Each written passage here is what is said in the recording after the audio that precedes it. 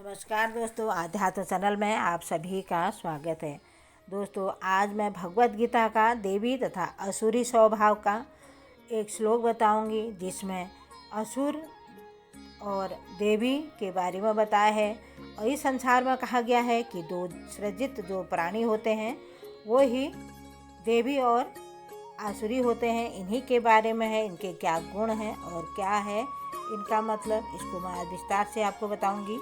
द्वे भूत सर्गः लोके अस्मिन् दैव आसुरः एव च देवो विस्तरस्यः प्रोक्तः आसुरं प्रार्थ में शृणुः। कहते हैं, हे पर्था पुत्र, इस संसार से सृजित प्राणी दो प्रकार के होते हैं, देवी तथा आसुरी। मैं पहले ही विस्तार से तुम्हें देव गुण बतला चुका हूँ। अब मुझमें आसुरी गुणों का विषय में इसके बारे में आप सुनिए। तो अर्जुन को यह कहकर वे दैवी गुणों से संपन्न से होकर जन्मा था, तो भगवान कृष्ण अब उसे आसुरी गुण बताते हैं। इस प्रकार के वैद्य जीव को श्रेणियों में बढ़ गए हैं। तो जीव दिव्य गुणों के द्वारा बताए गए जाते हैं, आदेशों का वो निर्वहन करते हैं। तो मनुष्य को चाहिए कि वह प्रामाणिक शास्त्रों के अनुसार ही कर्तव्य करता रहे और उसको इसी तरह निभाता रहे जो प्रकृति देवी कहलाती है। तो उसका शास्त्र से विहित विद्वानों को नहीं मानता है और उनकी सनक के अनुसार कार्य करता रहता है, वह आसुरी ही कहलाता है। शास्त्र में विधि विधान के प्रति आज्ञा भाव ही एकमात्र कसौटी होती है, जो अन्य नहीं होते। वैदिक शास्त्र से उल्लेख है कि देवता और असुर दोनों ही प्रजापति से उत्पन्न हुए थे।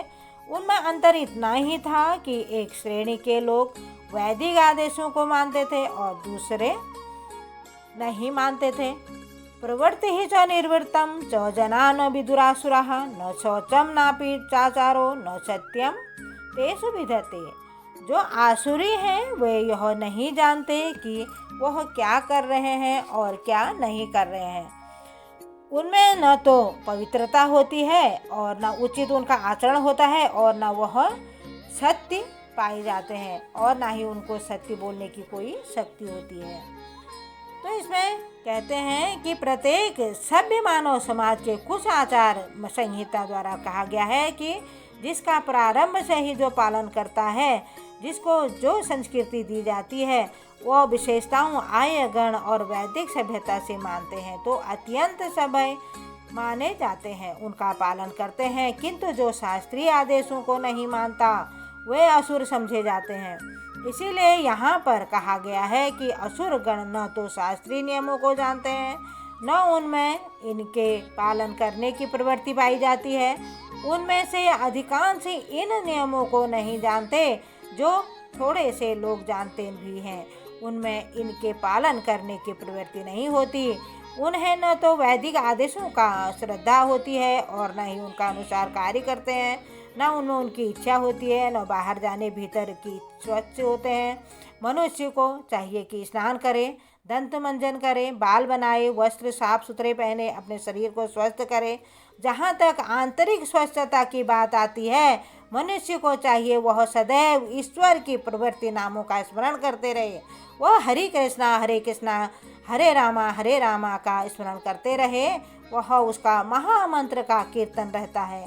तो इसका असुर गण ब्रह्मा तथा आंतरिक स्वच्छता के इन नियमों को न तो चाहते हैं और न इनका वो पालन करते हैं। उनका आचरण की बात करते हैं तो वह मानव आचरण का मार्गदर्शन करने वाले होते हैं। उनका विधि विधान कुछ नहीं होता, वह मनुसंहिता मानव जाति का अधिनियम है। जहाँ तक कि आज भी सारे हिंदू मनुसंहिता का ही अनुगमन करते हैं। इसका उत्तराधिकारी जो होता है वो अन्य विधि संबंधी से बातों से ग्रहण की जाती है और जो स्त्री को स्वतंत्रता प्रदान की जाती है, वह अर्थ यह नहीं होता कि स्त्री को दासी बनाकर रखा जाए। वो तो बालकों के समान है, बालकों को स्वतंत्रता नहीं दी जाएगी तो, लेकिन इसका यह अर्थ नहीं है कि वो दास बनकर रह जाए। लेकिन असुरों ने ऐसे आदेशों का उपेक्षा कर दी थी कि जो सोचने लगे हैं कि स्त्रियों को पुरुषों के समान ही स्वतंत्रता प्रदान की जाए। लेकिन इससे संसार में सामाजिक स्थिति में सुधार नहीं हुआ, वास्तव में स्त्री को जीवन की प्रत्येक अवस्था में सुरक्षा प्रदान की जानी चाहिए। उनके बाल्यकाल में पिता द्वारा संरक्षण करता प्रदान किया गया था और तारुण्य में पति द्वारा और बुढ़ापे में पुत्रों द्वारा। मनु संहिता में अनुसार यही उचित सामाजिक आचरण है। लेकिन आधुनिक शिक्षा से नारी जीवन का एक अतिरंजित अहंकार पूर्ण बोध उत्पन्न कर दिया गया है, जो विवाह एक कल्पना बन चुका है। स्त्री नैतिक स्थिति भी अब बहुत अच्छी नहीं रही गई। अतएव अनुसरण करने पर कोई ऐसा उपदेश ग्रहण नहीं करते जो समाज के लिए अच्छा हो, लेकिन महर्षियों के अनुभवों तथा उनके द्वारा निर्धारित विधि विद्वानों का पालन नहीं करते। अतएव आसुरी लोगों को सामाजिक स्थिति अत्यंत शोचनीय है। धन्यवाद।